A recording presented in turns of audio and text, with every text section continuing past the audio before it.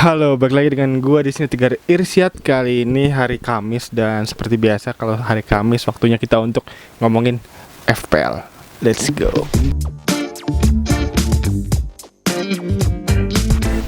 Oke, jadi kali ini gua akan membahas FPL lagi. Kita akan membahas FPL lagi, di mana kita akan membahas tim review untuk di game week kemarin serta tim selection dan juga captain picks untuk di game week ketiga kali ini.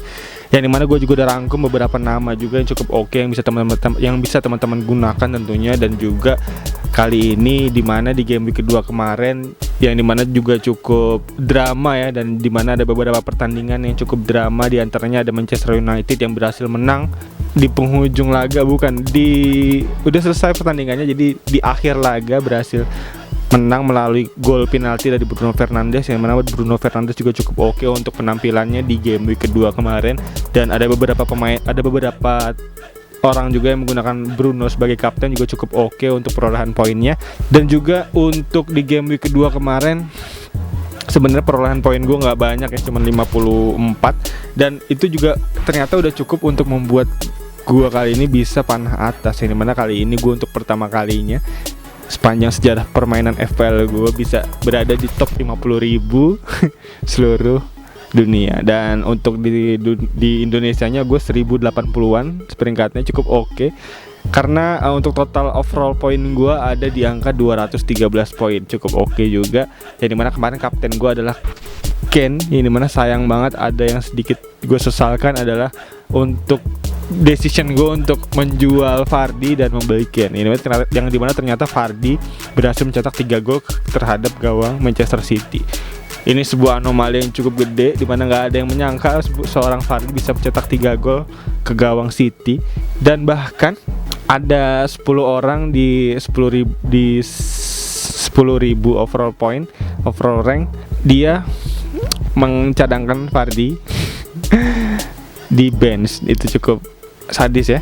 Dan kali ini juga ada beberapa nama yang gue catat cukup oke juga di game week kemarin. Di antaranya ada Bowen ya, dimana Bowen itu juga cukup salah satu watchlist yang bisa teman-teman pantau sejauh ini, yang dimana dia di 3 game week terakhir cukup oke penampilannya. Dan juga ada Kastanye yang juga cukup oke penampilannya, konstan stabil untuk poinnya di setiap game weeknya.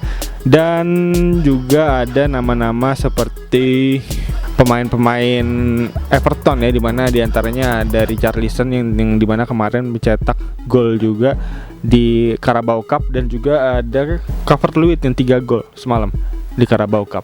Ini Everton nih benar-benar bisa gue bilang adalah pesaing terdekat untuk perebutan gelar juara Liga Inggris musim ini, yang dimana juga cukup solid timnya dan cukup compact juga. Hasil racikan dari Ancelotti cukup oke, bisa menyambung seluruh lini dengan baik. Cuman di kanan ada sayap kreatif dari Rodriguez, di sebelah kiri ada explosive power dari Richarlison, dan di tengah ada Calvert-Lewin yang bisa memposisikan diri dengan baik. Bahkan lucunya si Calvert-Lewin ini adalah pemain dengan sentuhan paling sedikit di Everton sejauh ini di 3 game week, tapi berhasil mencetak gol terbanyak di Everton. Jadi emang benar-benar si Calvert-Lewin ini bisa kita bilang nih mirip-mirip sama Filippo Inzaghi ya, dimana dia nggak banyak megang bola, tapi sekali megang bola dia langsung mencetak gol gitu. Dan itu cukup oke untuk racikannya si Filippo Inzaghi.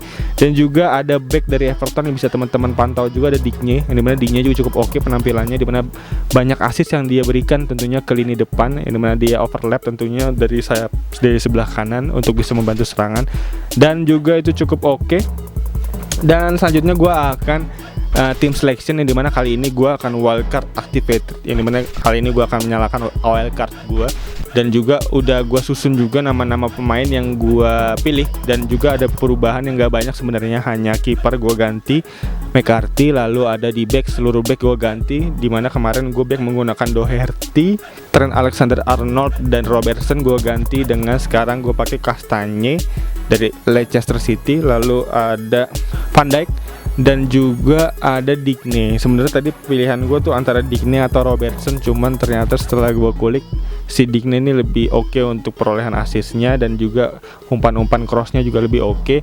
Dan juga sebenarnya tadinya gue pengen menggunakan trio Van Dijk, Alexander-Arnold, dan Kastanya itu juga cukup oke, dimana si Van Dijk dan Alexander-Arnold ini merupakan salah satu back-back yang cukup oke untuk expected goalnya ya. Bahkan di pertandingan kemarin aja waktu lawan Arsenal nih, si Liverpool ini, Alexander-Arnold dan Van Dijk ini masing-masing mencetak 1 gol attempt yang cukup oke, yang dimana si Alexander-Arnold tiang atas, dan itu sangat sayang banget. Dan juga teman-teman bisa gunakan back dari Leicester City, ada si James ya kalau nggak salah ya. Dia penggantinya si Pereira yang cedera, dan itu juga cukup oke.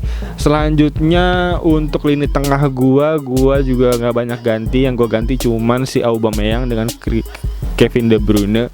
Lalu gua ganti Pereira dengan Harvey Barnes dari Leicester City. Itu juga cukup oke, dan juga nggak banyak yang menggunakan, bahkan cuma 2% untuk tim selected by-nya. Lalu di lini cadangan gue ganti satu dari tengah tuh ada Bowen. Ini mana Bowen gue ganti dengan siapa ya, pemain pengganti yang nggak main lah, pokoknya 0 poin. Terus gue ganti dengan Bowen yang cukup oke kemarin, karena budget gue ternyata masih ada juga cukup untuk beli Bowen yang nggak terlalu mahal juga, cuma 6,3 harganya. Dan selanjutnya di depan gue menggunakan trio yang sama di game week kedua kemarin, yaitu ada Kane, ada Bamford, dan ada Calvert-Lewin. Yang dimana sebenarnya gue agak bimbang antara Vardy atau Kane untuk di game week ke depan, karena si Kane ini akan melawan Manchester United, lalu Vardy akan melawan West Ham. Ini mana West Ham sebenarnya kayaknya agak lebih mudah ya untuk perlawanannya ya. Walaupun sebenarnya si West Ham juga menang 3-0 terhadap Wolverhampton, namun sepertinya si Leicester City ini masih bisa membungkam West Ham ini dengan baik sebenarnya, gue rasa. Namun kayaknya patut dianalisa lagi, dan juga gue butuh saran juga untuk teman-teman bisa memberi masukan untuk tim gue kali ini, karena kayaknya ini masih belum fix untuk di game week ketiga nanti, karena nanti akan gue rombak lagi tentunya, akan gue lihat perkembangannya juga. Dan juga untuk lini tengah, Son kayaknya masih cedera 75% chance playing. Lalu ada Kevin De Bruyne yang akan melawan Leeds United. Lalu ada satu lagi, siapa ya pemain tengah gue ya? Pemain tengah gue itu dulu. Oh ya, ada James Rodriguez yang akan melawan Brighton ya. Yang dimana kali ini kayaknya racikan gue udah cukup oke. Dan selanjutnya untuk kapten picks kali ini cukup berat nih, dimana karena kayaknya Calvert-Lewin akan melawan Brighton juga cukup bisa dipertimbangkan. Ada pemain Everton juga bisa patut dipertimbangkan kayak Rodriguez. Lalu Son kayaknya lawan Manchester United agak berat. Dan ada Bamford apalagi melawan Manchester City yang kayaknya agak berat juga. Dan De Bruyne bisa menjadi pilihan sebenarnya menjadi kapten lah ya. Dan juga ada Barnes, kayaknya gue akan menggunakan Barnes untuk jadi kapten karena diferensial poin juga, kalau misalnya tembus bisa gacor poin gue. Akan melawan West Ham United, yang dimana si Barnes ini juga cukup eksplosif ya di sebelah kiri ya, dan juga patut dipertimbangkan untuk teman-teman semua bisa beli tentunya. Yang dimana cuman 2%, enggak 5% naik. Tim selected by-nya 5% aja, nggak banyak yang pakai. Ya itu kayaknya bisa dipertimbangkan. Lalu di lini pengganti, gua ganti juga ada pemain yang aktif sekarang, ada 2, ada Dune back dari Burnley ya. Lalu ada Bowen pemain West Ham, pemain tengah West Ham yang juga cukup gacor di 2 game week terakhir. Dan kayaknya itu aja untuk video FPL kali ini yang bisa gue kasih ke teman-teman semua, informasi yang bisa gue berikan juga tentunya, yang semoga bermanfaat tentunya untuk tim teman-teman semua dalam meracik tim teman-teman semua masing-masing di rumah. Dan juga untuk teman-teman yang punya saran tentunya untuk tim gue kali ini, gue sangat butuhkan tentunya. Terima kasih banget untuk teman-teman yang mau ngasih saran di kolom komentar di bawah, dimana kali ini gue kayaknya masih bisa menyusun wildcard gue kali ini yang kayaknya masih perlu gue rombak atau enggak tahu, kayaknya tinggal lihat perkembangannya nanti. Gue butuh saran juga untuk teman-teman bisa milihin pemain-pemain yang cukup oke menurut teman-teman semua di kolom komentar di bawah. Dan juga untuk teman-teman yang baru nonton bisa langsung klik tombol like, subscribe, dan lonceng yang ada di bawah agar teman-teman gak ketinggalan video-video seputar sepak bola dan fantasi Premier League lainnya tentunya dari channel ini. Dan kayaknya itu aja. Sekali lagi thank you banget yang udah nonton. As always seperti biasa, gue Edgar Irsyad. Peace out.